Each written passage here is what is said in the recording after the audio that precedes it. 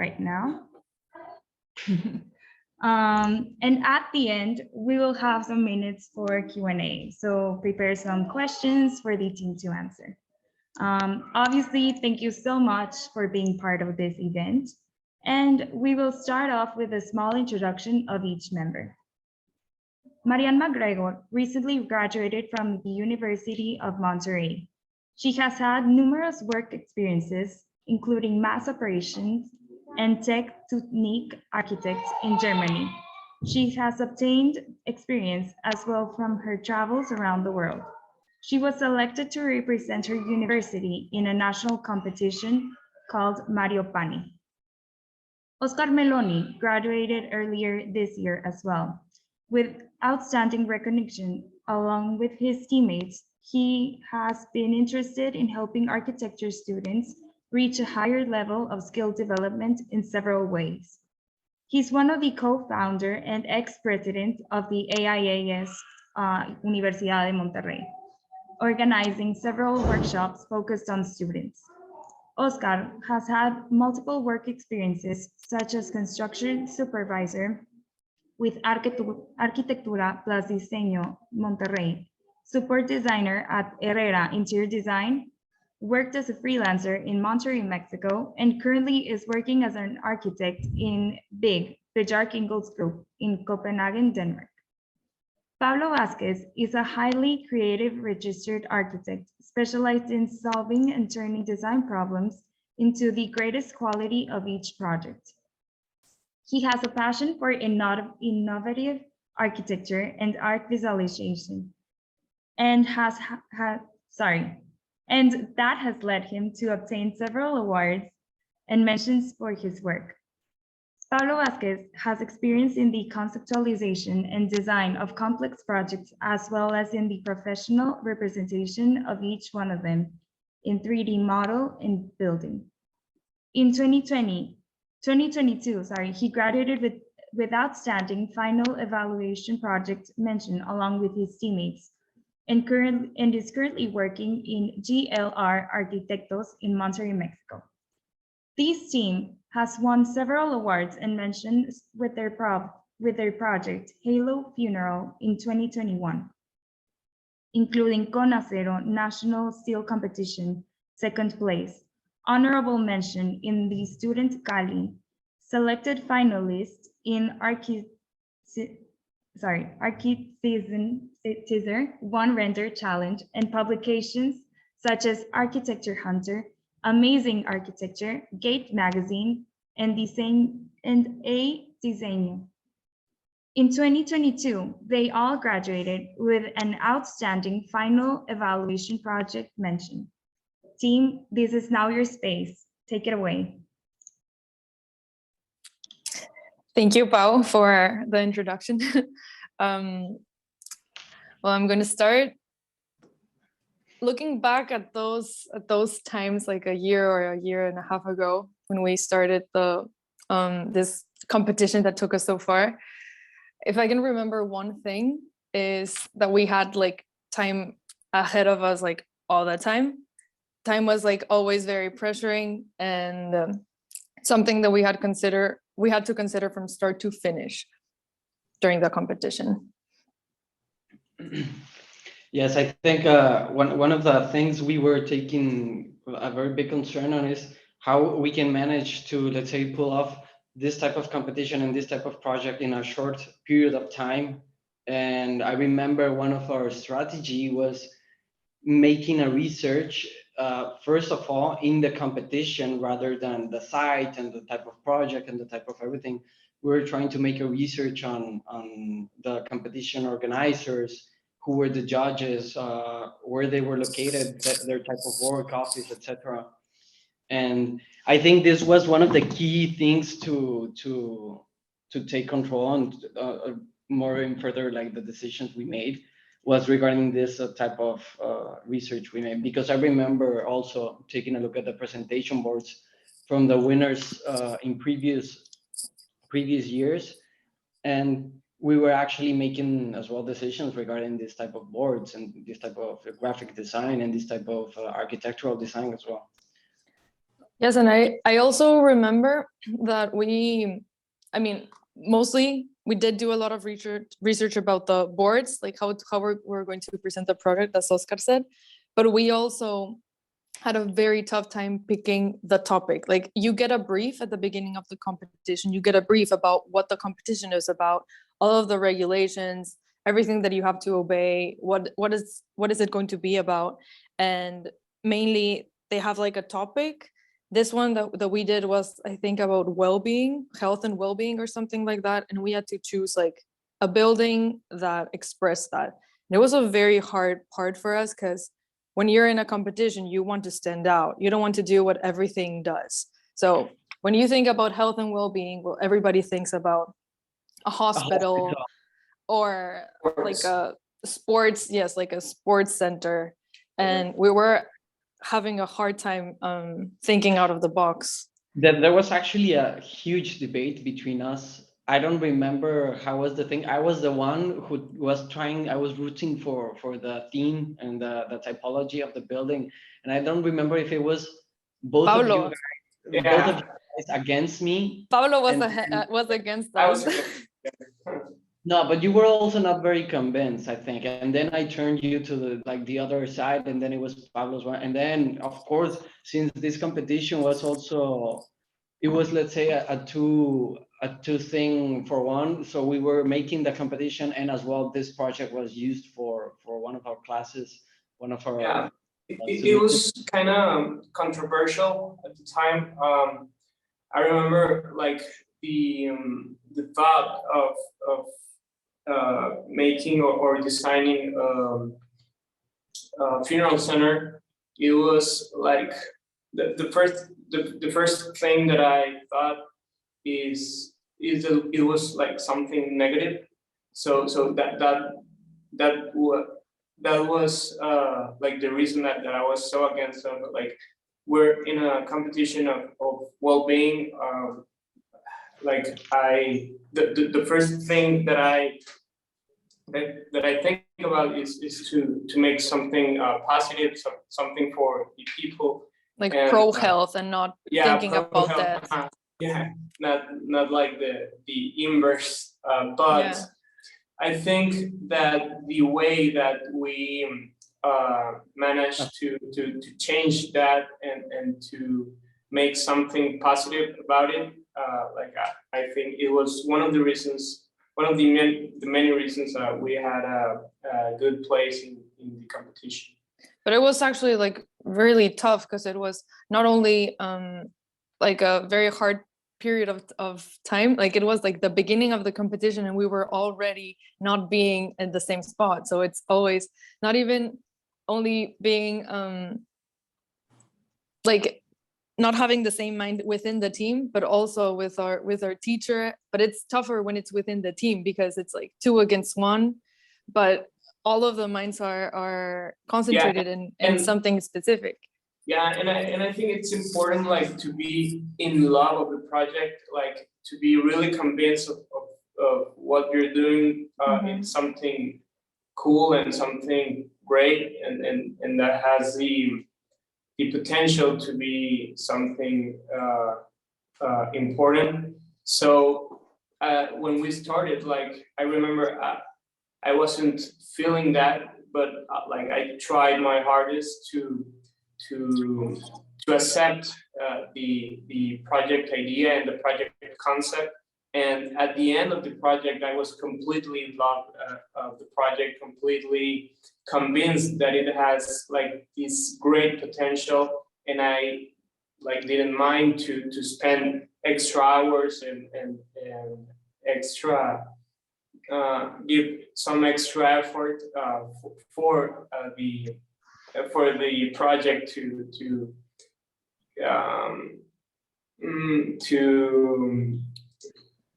finish, like to finish it, to get where it was. To be finished, yeah, to be finished.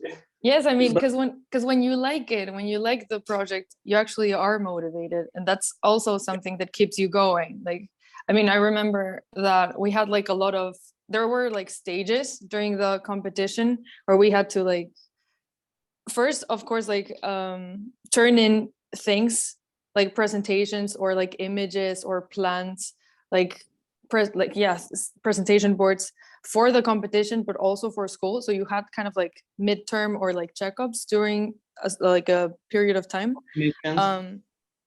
Submissions, yes, right. And then, I mean, when our submissions for school were over, like we had already finished the project for school, we still had to like stay during the whole summer working on the project. And if you don't like it, if you're not motivated, you won't do it. Like you will just like just leave it like that and just turn it in as it is. And yeah, that was tough. But actually, going back to the let's say typology choosing part of the project, this is something I kind of differ with both you guys.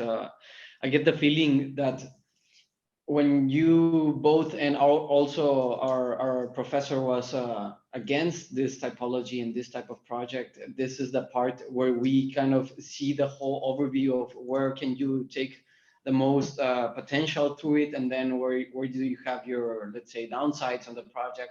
So this is also really important. I get the feeling whenever, at least on this type of competitions, because competitions, it's all about showing off and let's say having the least amount of issues. I get the feeling that whenever at the beginning or at the concept phase of the project, whenever you have people against it, it's kind of a good thing to see where the rest of the people are gonna attack to it. It's not that good whenever these people or your own teammates don't change their mind. So it's a risky thing to bet on it. So we were actually, I mean, well, at least I was hoping to, let's say, please everyone in the team, which was a kind of a fast thing to do after some brief loopholes we found in the brief of the competition regarding mental health issues. And this is the main reason why we choose a funeral center as a typology. I'm not going to get into detail for this part of it, but something we played into our advantage was finding this type of loopholes inside the brief, which you can use or you can find almost every time in every single competition. And this is also kind of outstanding. It's not only finding a graphically pleasing image or building that it has an impact on it. Yeah, so it's also the typology of it. Everyone else, like we said earlier, was proposing, I don't know, like these health centers and sports centers and health related issues, but like physical health things. We were the only ones who proposed a mental health issue. So I think inside the brief is also interesting to take a look where you can fill up smaller holes on it. And yes, and not go with the obvious. Exactly. Yes. Something that I also think it's worth mentioning is that when we were working in the summer, I mean, it was not easy seeing that everybody else had just finished and gone on vacation, and we had to like stay overnight and like not sleep in days to get the project going. And then at the end, when we were already like doing the like presenting, since it was online, it was like a very different kind of experience, but that the result is not always what you want. No, for sure.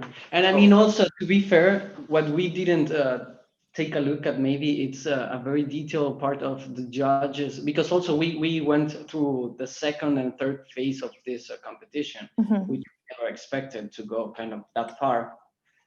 And there were some judges, of course, were not very pleased with our approach to this, because of course the thing is that the theme for this competition was how can you build with steel, and the idea of this whole competition was to propose a building that if it was not made with steel, it would be impossible to hold together. And we actually proposed like a 55-meter span, which is kind of in practice it was possible, but obviously in economic things it was proposed it was not possible because it would be extremely expensive. But since we knew this project was never meant to be built, I think this is one of the key points to take into consideration whenever you go down to a competition, is try to aim to the highest reach this competition can have. Of course, if you know the idea of any competition is to get a project built, then you need to respect a budget and you need to be careful with it. But we didn't have this limitation. True. The thing that I get the feeling that a lot of the judges were not very, let's say, in the same mindset as with their own brief, since it's quite a shame to it. Most of the judges were also quite, I mean, I don't want to say old, but maybe on the old school part of architecture, which it was also one of the things that they were against. I remember presenting in the competition after we were done, all the judges starting screaming at us, Yes. just many things, like we were overwhelmed, like what's going on, we didn't know. Just saying things that were against it, and several things also. Because we have also a very different, let's say, a graphical style of presenting things, rather than the different contestants. So this was also quite a thing. Yeah, I even remember that like people were just like being unfair just because you are like, I mean, we as a team were obviously like a bit more, I don't know, like over the top. So it was obvious that we were doing like something a bit extra, that we were like a little bit better. It's not like to say that we were the best, but you There could was a visible see gap. the difference. Yeah, you could see the difference between all of the other teams, or like, I mean, a very good level and everything, but you could see that maybe it was our topic, maybe it was the way that we presented, maybe it was our boards, but we stood up around like the rest. I mean, And that's something very important, that it can be for good or for bad.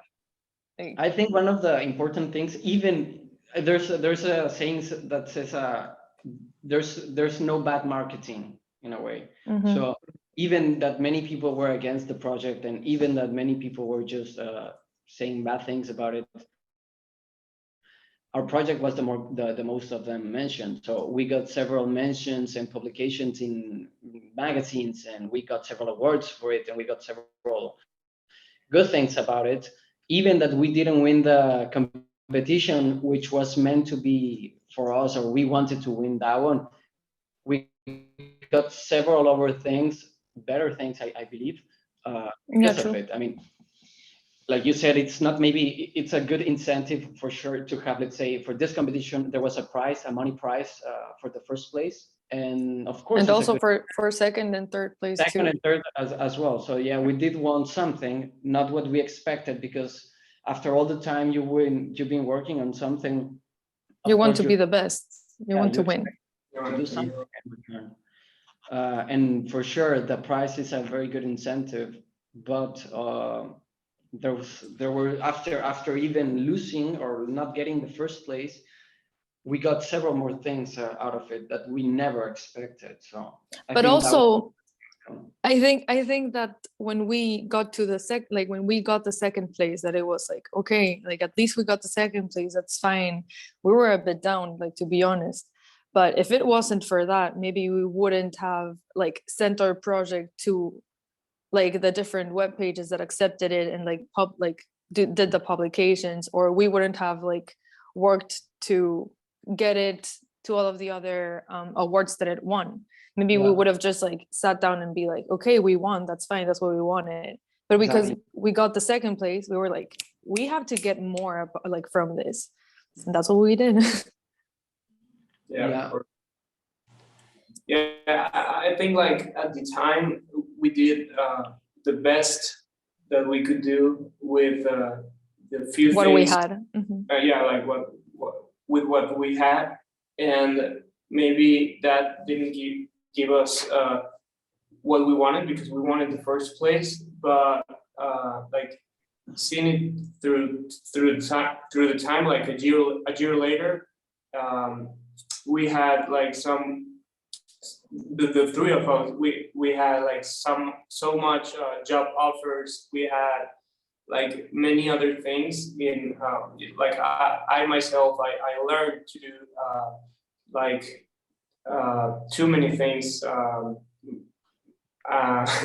that give me the security that I have now, and Yeah, so I think like talking about this topic about, let's say, the different skills we can kind of learn and this type of things.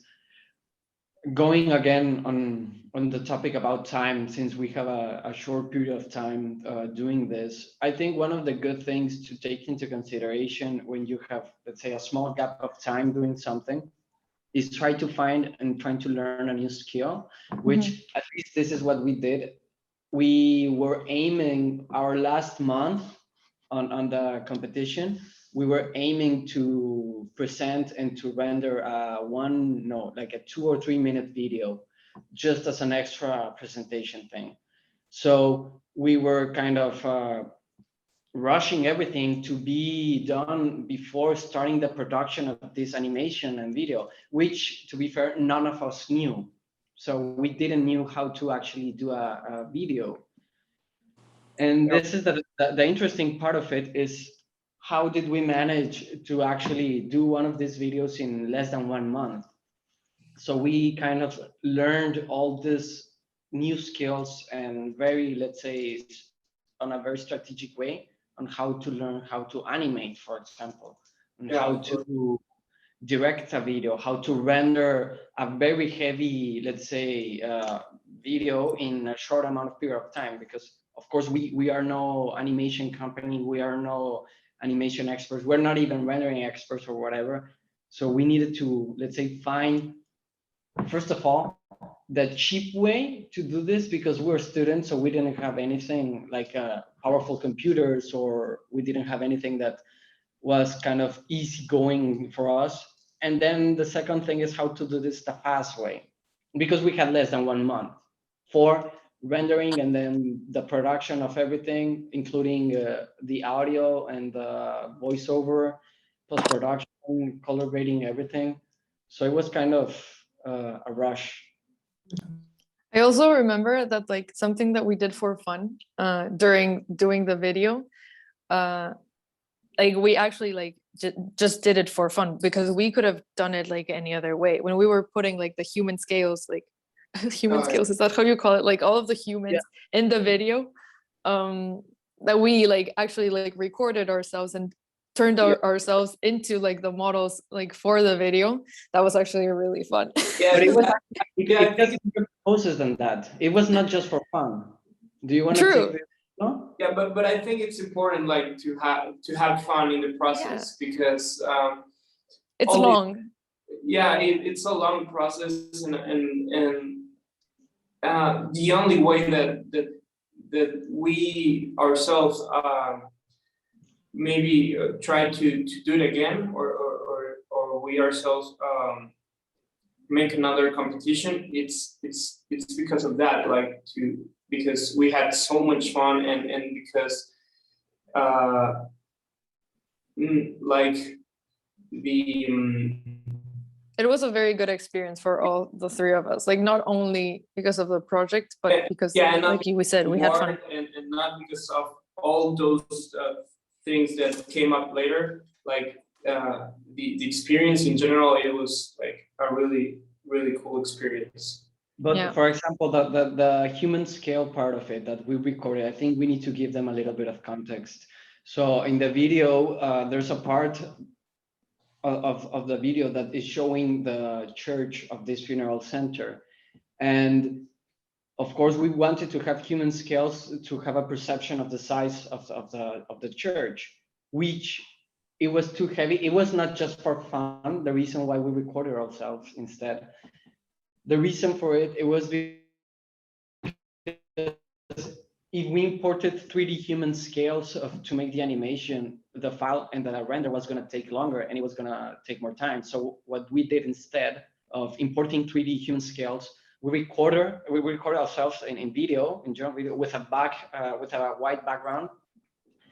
And with an AI tool, we just removed the background out of it, because like I said earlier, we are no animation experts and we are no video experts. So we used one of those tools to remove the background, and then what we get out of it was like this PNG without background videos. So we were using our videos of us, of our backs, as human reference in the file, which turned out to be much more efficient for it. It was much quicker. I think as a reference, it could be good to show them the video or share with. Yeah, movies. maybe if we have, I don't know if we I'm have gonna- enough Yeah, time. I'm gonna share screen. But I want to say one last thing before you do that. That sometimes, I mean, that this project, not only it took us like really far in our, like, because we also got to know each other really well, that we wanted to work on the thesis together. Like we actually have become a team already. But it also became like, it's like the project. I don't know for you guys, but like, it's like the project that has taken us so far, and that right now it's our project. And I mean, it's also because we took it really far because we did the competition.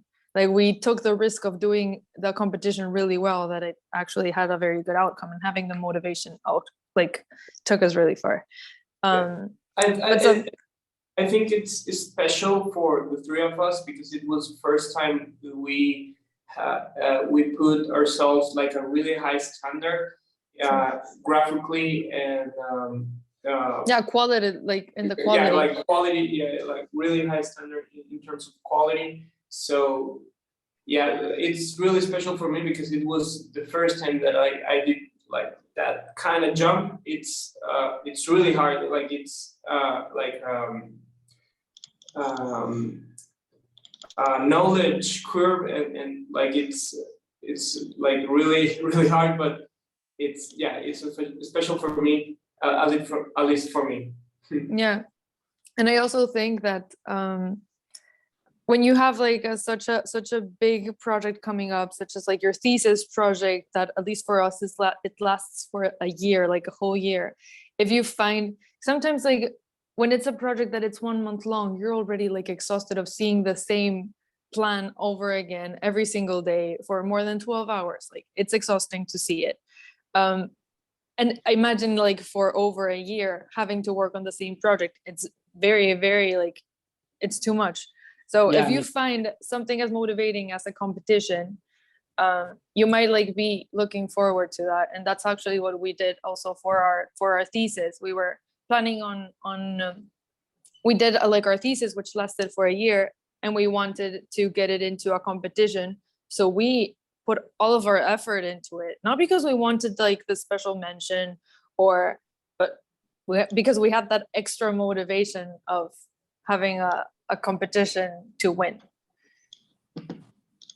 Yeah, I'm gonna sorry to cut off like this, but I'm gonna show you the renders because this is just to get the people inside context. Can you see my screen here? Find me. Sorry, but can you see the screen? Find me. Yeah. Yes, we can all see the screen. For example, this is something what we were talking about, let's say the video part and the having fun part of it. So all these human scales, if we place them in 3D, they were gonna be too heavy and too hard to render. And for example, this guy here, I believe Pablo, and this is me. I think this is Marianne. No, those some are true 2D This is scales. Pablo. This is Pablo. That's dead me over there. And then these two persons here speaking, it's Marianne speaking to herself. Then this is me, like with Marianne. I think this is me as well. And some of them there are 3D, and some of them there's not. yeah, I mean this one is low poly, and some of them are low poly things. I mean, but what we have to say with this is like you have to take the opportunity of the competition to take your efforts to the max, or like take the advantage that you have a long time, and that you basically like are risking everything, like risking everything for everything, to learn something new. Like take this advantage like of getting into competitions to learn a new skill, like practice a new skill, and get like yourself as best as you can. Because I mean, it's totally worth it. Being extra is good. Yeah. for example, this was one of the renders we did on the, I think, on the third phase of the project when we went to the finals. And of course, since the competition was about steel, well, we showcased this new render, let's say, that kind of being built and showing all the steel structure of the project, which is one of the main characteristics of it. Yeah, and like it was such a realistic render. Like the only way to showcase the steel, it was like that the building was under construction. So we set all these environments so the render tell the story. Yeah, the storytelling of it was kind of to show how the beams and the trusses and the columns of it was gonna like be working. Since obviously there are many ways to represent a project with diagrams, so it's plans, drawings, whatever. But we believe this type of render has a very big impact to it, since it's kind of one of the daily, or well, it's the birth of a building in a way. So this is one of the things we were kind of playing in our favor to try to produce as the highest quality of images we could possibly do with our current knowledge and our current equipment as well, because that's also a part of to mention. And now that I'm talking about, they actually managed to pull out the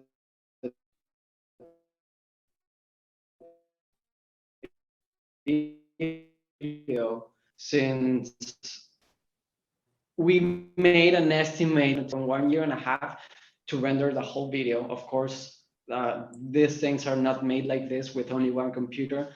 So what we actually did was to log into our school computers in the computer lab, which there were over 20 computers. We asked for a special permission to use them at night, all of them, from, I think it was a period of 1 month. And what we did was to divide the amount of frames the video has, which a frame is, well, you have 24 frames in 1 second. So you can imagine 24 renders per second for 1.5 minutes. It was quite a lot of renders. Each render was taking over 30 minutes, I believe, to render, and we needed to find a solution to it. So we divided the whole video in between 20, I think, because we had 20 available computers.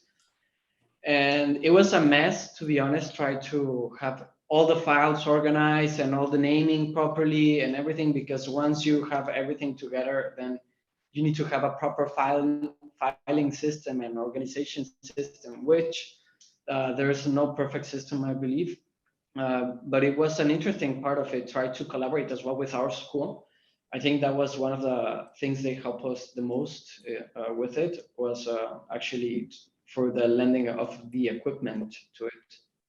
Yes, and I mean that speaks about how organized we had to be, because in competitions that as we mentioned at the beginning, like you have time on top of you all the time.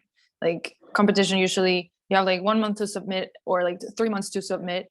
And I mean, in our experience with this Halo Funeral Center project, I mean, we did like 3 different attempts, and the first one wasn't it. And then 1 month, like 1 month passed, and we had like a second attempt, and it didn't work. So like then we were already like 3 months or 2.5 months into the semester. We just had 1 month left to finish the whole thing, and we had nothing. And that was the attempt that worked. But instead of having the 3 months or 4 months that we had for the project, we had just 1. So you don't need, like, you're fighting against time, but also you have to have the skills, you have to get organized, you have to like think a lot. And which having like, or to be fair, we were never like that as well. Like it's always like a part of the process to just, I'm not saying that you need to, for example, this is where I differ with you, Marian. You don't need to be good at it, or you don't need to be the best at it. Let's say you just need to be prepared for any. yes. I believe this can apply at every single context. You just need to be prepared for the correct moment whenever you get one of these situations. I mean, if you're like trying to look for a job, or you are getting a promotion or you are doing whatever. You just need to be prepared for Prepared. that specific moment. So, for example, we were not organized, to be honest, right? It was a mess. All the files were a mess and everything. We was tried. At least we tried. We tried it, yes. And then you get Mariana out, is pretty organized. I tried. I tried. but it's That one you versus, guys didn't follow my order, that's another deal. that's one of three. So that's the thing. And, But I mean, the team has to be balanced. You have to have a little Yeah. bit of everything. Yeah, I think that's important. Like, if there were like three teammates, like Oscar and myself, it would be like really a mess. It's important to have someone like Marianne that, or someone like really organized and someone really good at Structured or like, at structuring and someone really good at architectural drawings and 3D modeling. And I think it's important to find like a right balance between the teammates, because if everyone is good at the same thing, then it's probably not going to work. yeah, no, it's a waste of resources. True. I mean, because you have to balance all like in all of the plates. And if you have really good images, you probably don't have really good plans. Maybe not. I don't know. There's a thing of balance in competitions, but it's worth it. Yeah, no. yeah, that's right. But what else? What else? I think, and also an interesting part of this, it's worth mentioning, maybe the outcome of let's say the presenting part of the project, because I think no one prepared us when we were about to present this project, which was an online Teams call, I believe. And it was us against a lot of people, a lot of teams from Mexico City and from the south of Mexico. But I believe we were the only northern team, right? I think that there was another one, but from Yeah, maybe one more. But Chihuahua quite or something like interesting. that. Yeah, but the interesting part of it is it's to see how, at least in Mexico, how do you make a different proposal against people? Well, for us, we're from Monterrey, where the city is basically built on steel, and the competition was steel. We have the Fundidora factory, which was the whole thing. It's the whole thing. We were always surrounded by steel and concrete because of Cemex, and so we have a very different way to make approaches, at least on the north of the country. What I've seen differently to the south, and I believe this was one of the reasons we lost. I believe our architectural approach to the project, since well, most of the judges and projects were from the south, and maybe our recklessness got a little bit over it, and that might be one of the reasons we lost. You saw the images, the renders on how big of a span, on how kind of impossible this building is. It's like an How alien. ambitious. It's very ambitious. Yeah, it's like an alien ship on site. So this might be one of the reasons we lost. But I think it's more valuable, at least for student competitions, because you cannot compare this to, let's say, a real life competition or whatever. At least for a student competition, it's more than fair and more than enough to go beyond your boundaries. It's one of the important things to it. Absolutely.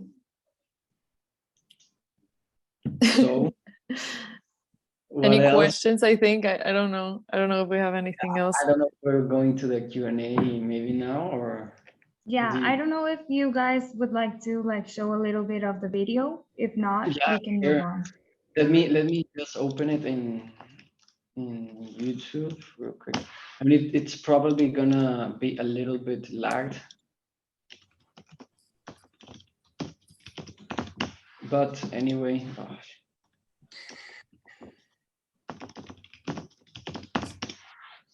There we go. Let's see. We can share screen.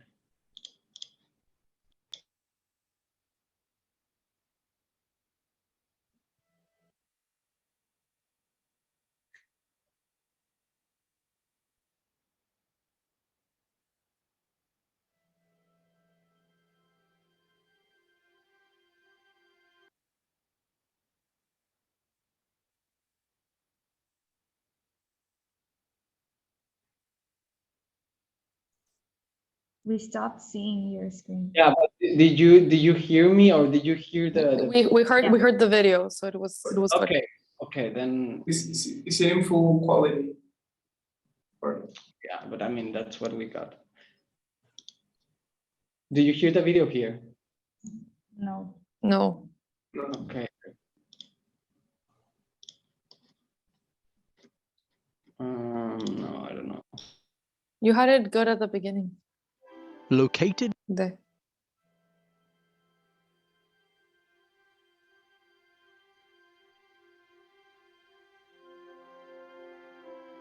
Located near a highway between two major cities in the north of Mexico, Monterrey and Saltillo, the site generates from the hillside of the mountain chain.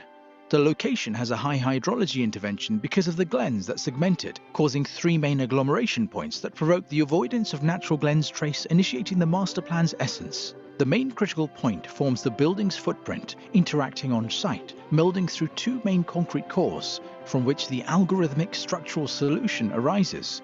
The radial rigid frame structure and beams launch from the solid nuclei, fixed with bolts and in cases welded, elevating the southern segment, adapting to the topography, and therefore having aperture to the surrounding views.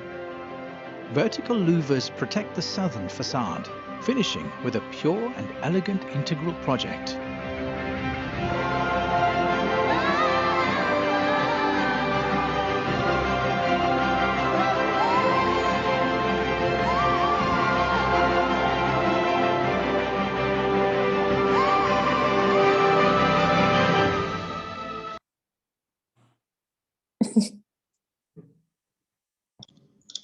Yeah, well, Amazing. thank you. So Thank you you. so much, Marian, Oscar, and Pablo, for your participation and collaboration with AIAS Latin America. We will now move on to the Q&A space. So we invite the participants to please raise your hand or unmute. Also, you can write your questions in the chat if you don't feel comfortable with speaking. Eduardo, go ahead. Hi. First of all, thank you very much for this meeting. And my question is more about the design process. Specifically talking about this project, I was wondering what was like the mainly softwares that you work with, and also how did you organize like all the design process? I mean, first you like think about the floor plan, or you just like start modeling the project, or how did you like start with the ideas? Well, I think just to get out of it, well, thanks for the recognition and for the question anyway. But just to get out of the first question of the softwares, we use Rhino, we use Blender for the video mostly, a little bit of 3D Max, I believe, Grasshopper. That's After it. Effects? Didn't we use After Revit. Effects? We also did the whole building in Revit. Or Premiere? It was Premiere Pro for the post-production of the video, and I believe that's it. I mean, general Adobe Pack, Mhm. but for the modeling and rendering was mostly Rhino, Revit, and because we use Revit for the plans, and Blender for the render part of it, which was Pablo more focused on that. And for the design process, well, do you guys remember this design process? First of all, we were trying to, our concept was very different. Our first concept was kind of a lotus flower petal thing, which was again a mess. It was like the architectural, let's say the architectural thing that we first came up to as first concept was a mess. It was hideous. It was like a splatter spider. And so we went over quite a few times for it. The thing, at least for the design process, I think, in my experience, it has a lot to do with each project. So you might feel a little bit more comfortable, let's say, designing a rough geometry, a rough massing, which is how they are called, and then maybe just making the plans sections or general drawings. For us, I believe it was first the plan, right? I think that first, I mean, we had like this concept that we wanted something really pure because we were doing a funeral center. So we wanted something very simple, very pure, very pleasant to the eye. So we thought of like a loop. That's also kind of like the circle of life. So we kind of like gave like a very poetic thought about it. But the main idea was kind of having something really soft, and that's how we came with like a circle. So whatever, we wanted to do something like a circle, and then you start And then like you have this plan and you extrude it and it looks like really like a donut. You have like to a start donut, experimenting. and it's really heavy. So you start shaping the building. It's important. Moving. Yeah, it's important to have a software where you feel confident, comfortable to do iterations and many iterations and manipulate geometries. and see what you like, see what you don't, so you can decide where you want to direct your. We also did a lot of drawings, because what we experienced with this project in specific is that we liked the flow of like the circle, but we were thinking about having lower levels and like upper levels and like different kinds of entrances. And I mean, because we had an idea of what we wanted the project to be like, and then you also, I mean, you don't only do the exterior and that's it, you have to solve it in the interior. So we practiced with inclinations, and for the inclination to actually work, to be able to walk up like on top of the building, and for the slope to work with like the water, like all of the everything, like the rain. But yes, I think that I think it's important to have like a really strong spatial concept, like the feeling that you're gonna have when you're in the building, and then start from there you start to take decisions in terms of volumetrics and like translate all of those ideas into something plastic, like something tangible. Can you guys actually see my screen? Yes, we can see your screen. But also, I think it's also worth mentioning that a lot of these decisions came in the research part of the project. Marianne was not in Monterrey when we started this research phase. Pablo and I were, and we actually went to 2 funeral centers to see why, or what were the bad parts of them, you know? So, for example, talking about specifically the roof, the inclination on the roof, we noticed that funeral centers in Monterrey, they had this issue that, I mean, I'm not a very tall guy, I'm 185, but I could actually touch the roof, the ceilings on these funeral centers. So we were aiming for high ceiling height, and then also having this aperture, how you can see in this, the tallest part of the building, it's where the casket is, and it's where the tallest part is, which is the church as well. So we were aiming for this, let's say, small details, but also kind of poetic, like Marianne said, the details that kind of get along with it. But also there's this, let's say, bottom slope with it, which the science behind it was also to have the architectural program fitting and working within this building. So for us, this is the, let's say, the logistics part of it, or for the body or the casket thing, which is where it's the labs where they get cremated and where they get prepared. And then this was with one of the, I don't know, like a MEP thing that was moving the casket around underneath the floor building level. Yeah, so this was also part of the concept, that we didn't want to, let's say, in a way, the family or the loved ones from this person who was going to be on a ceremony, to actually see the people, the dead body or the casket just moving around the whole building. And this is one thing that Pablo and I actually saw when we went on research part of it. So I believe research has also a huge impact on whenever you're making a project. Let's say if you're gonna be designing a zoo, then you should go to a zoo and see what are the flaws of the zoo, and I don't know, just many things. So, but I think that if we can like reduce this into like 4 points, I would say that our process was like coming up with a concept, like something that we wanted, making it tangible. So like our idea was basically like a circle. We wanted a circle because that's how it worked in our minds.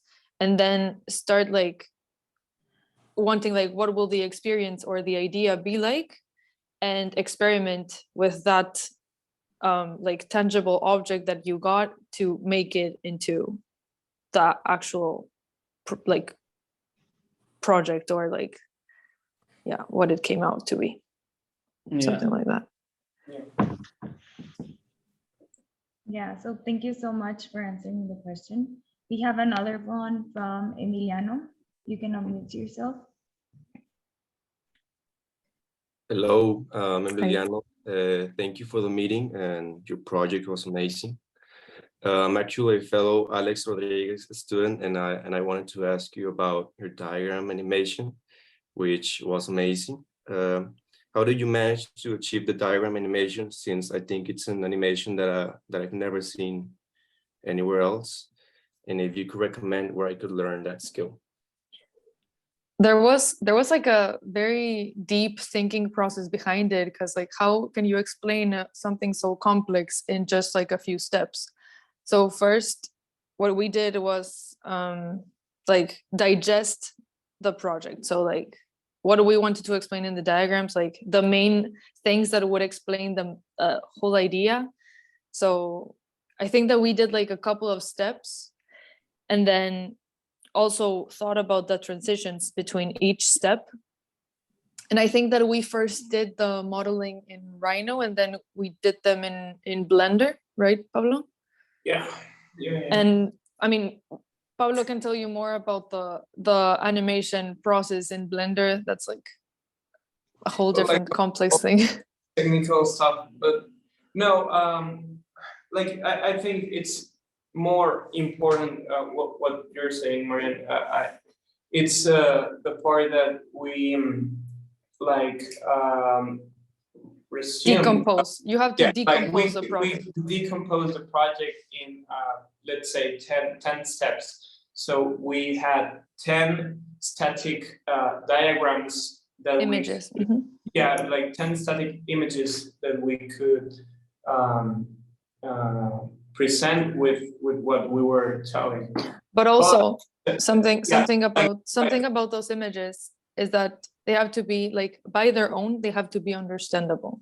So like if you have like the 10 images, but like in order, you don't get what's happening, or like one of them, you see it and it's like, what are you showing? Then you have to rethink it. You have to like retranslate it and try to like, I mean, it has to be something else because I don't get it, or somebody else doesn't get it, or so yes, that's something important. And Pablo, go on. And then like the last part is to think that, like Marian said, in the transitions between each one of the static images, and well, and try. All the technical stuff, what was made in Blender, I think you can find many tutorials in YouTube, but I think like Blender was a tool we used at a time, and it worked for us. But if you are more comfortable with another software, you could have the same or better approach than us, using something that you're comfortable with. We use Blender because like we were comfortable. It was fast. It was well, first of all, you knew how to use it. That's the first thing. But also it was factual. Like Blender is free, so we could use 20 computers of the school without any sort of license. So all this technical stuff you need to consider, because if you find like a very cool software, but it costs money, so you need to consider that that you like how many computers you need to use and yeah. I can actually help you in this part of it. So the reason that I believe the final reason why we chose Blender to render this was because it was free, and we could actually use 20 computers, which at that time we didn't knew there were other possibilities like today, or like we did with our thesis. But at the time we didn't knew that, so our only option was to actually use 20 computers, divide the file between 20 computers, log in from any one house of us, log into each one of those computers and click render this frame to this frame. Today there are many different possibilities, which we actually, if you're asking this to replicate yourself, what I would recommend is maybe use a software or a render engine that has the possibility to install a server within a computer network, like in the school. For our thesis, what we did was actually using 3ds Max with Corona, because you can actually install a server within all the computers, and you don't need to separate or dissect the file in between frames. So that's a smart move to do if you're asking this to kind of replicate. But in terms of the diagram, like of the transitions, I think, I mean, something that I just wanted to point out, that you have to like try a lot, because like sometimes you need like a lot of reference as well. Yes, true. Like you have to.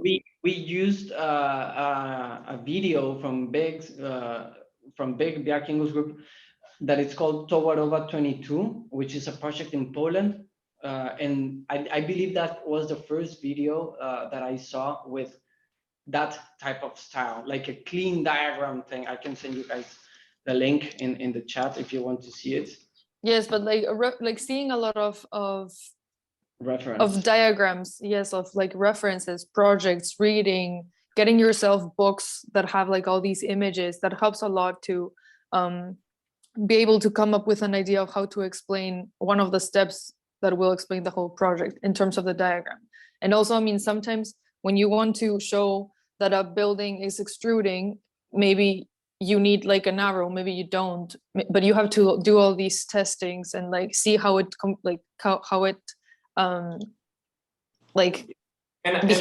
behaves with the rest of the diagrams to see if it fits. I would also like to add that it's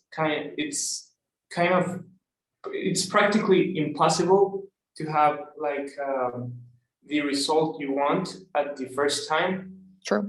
So consider like if you want to like do this amazing project in your thesis final project, consider to try to do the things you want to do, like in previous projects. In previous projects, so you could have like the approach you want to have. And also this video, like this Halo Funeral Center video, wasn't our first attempt. Like there were many deleted scenes, there were many approaches that were it was not actually a video. With that final render image, it was like the 90th version of it. Like we did so many times that render and those scenes, those final scenes, like it was our first time, yeah. But in the process, we deleted so much, and we were willing to try and do it all over again and do it all over again. Yeah. That's right. It's important to consider that. Yes. Yeah. I really thank you guys like for all your transparency, because obviously like a lot of people might think like, oh yeah, it's a really fast process and with the first attempt you're gonna get it. And obviously, like, no, it got you like 90 times to like actually get the final results. And that's so important, like not giving up and actually like trying, also finding the best software to use. I have like one last question. And you guys mentioned a while ago that you guys started like the project with Marianne, not in Monterey. He was actually like in Germany, so a different time zone. How did you guys like manage that, like time management and also the communication? What do you recommend to students that are having like this type of, I don't want to say issue because it's not an issue, like It's a I think- reality. It's a yeah, reality. exactly. And right now, like with technology, there's a lot of options. So what do you guys recommend for students?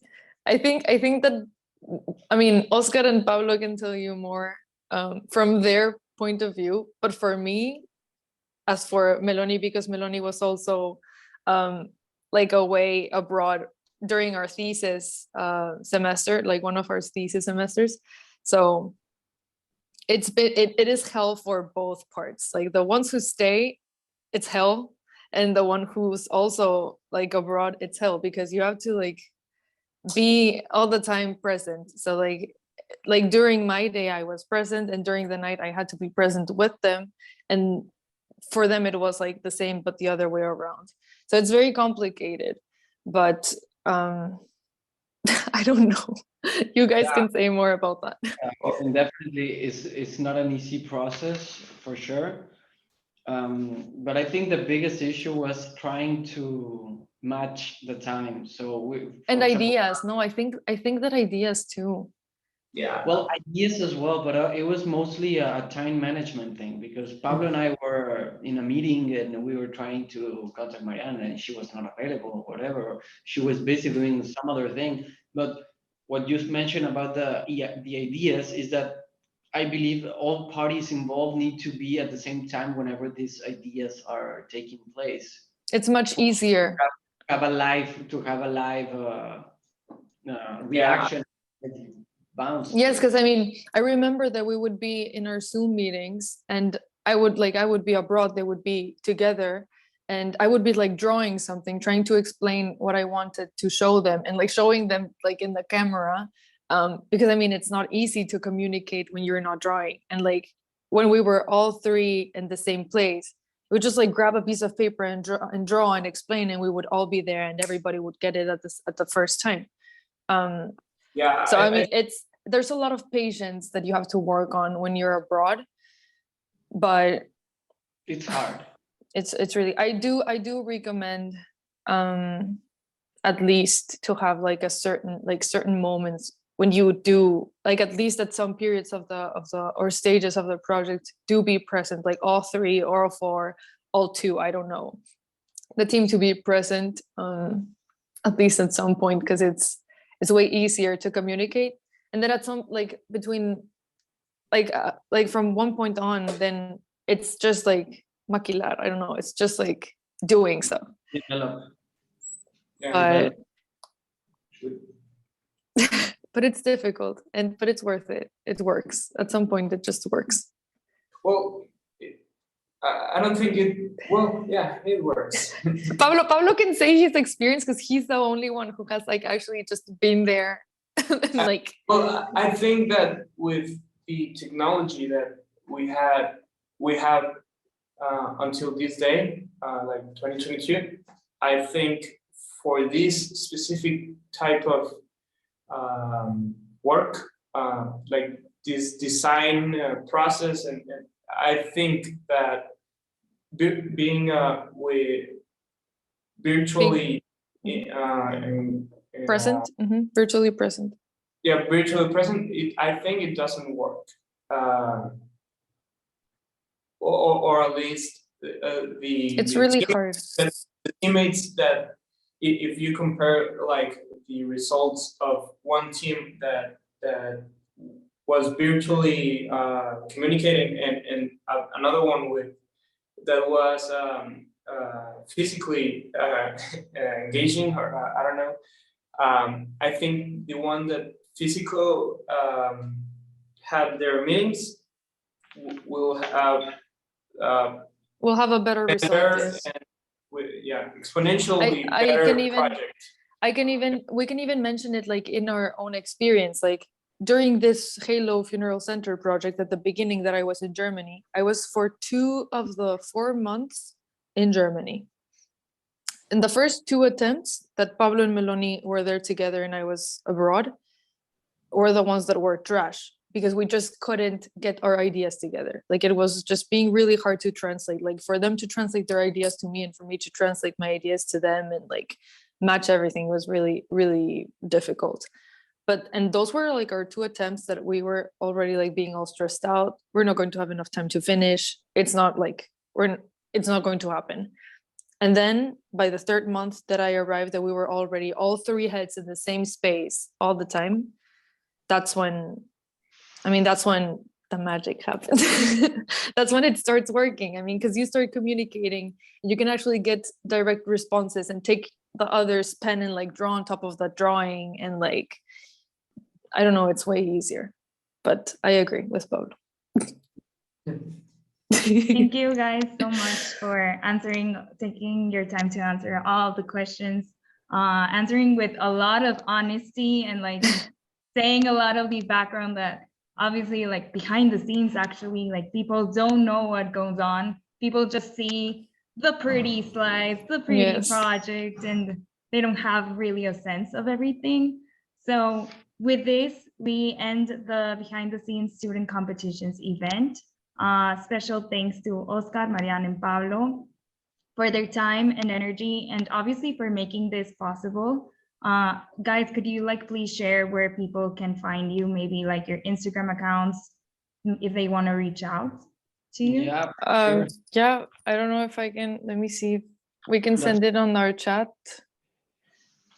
Yeah, you can guys reach me, and that's my, I believe, Instagram account. Feel free to send me a message if you need anything, whichever topic. I can. Ay, Dios mío, a ver.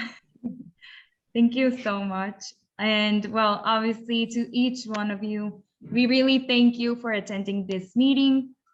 You can also follow on Instagram at AIAS Latin America to stay tuned for the next events that will be happening. So thank you so much. I don't know if you guys have already sent. No, I'm Marian? missing because I sent it directly to Oscar by mistake. There. So thank you so much and have a wonderful day. Thank Thank you. you. It was a pleasure. Ciao. Thank you.